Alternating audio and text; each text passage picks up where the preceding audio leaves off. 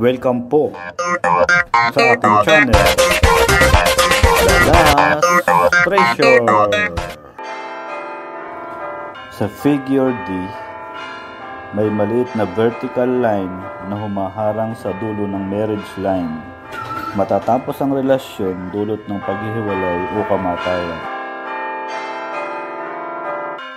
Sa figure E, ang maliit na vertical line sa ibabaw ng marriage line, ito ang children line. Nagsasabi kung ilan ang magiging anak sa spouse na pinakasalan. Hindi kasama ang magiging anak sa nakalibin lang. Sa figure F, maraming marriage lines, pero maliliit at malalabo.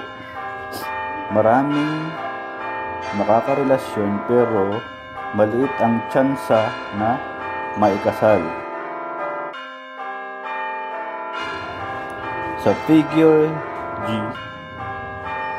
dalawang marriage line na mag-overlap. May isang makakarelasyon habang nagsasama pa sila ng kanyang legal na asawa. Kung ang marriage line ay iisa at halos nakadikit sa ilalim ng hindi liit, late na ang pag-aasawa o huling biyahe.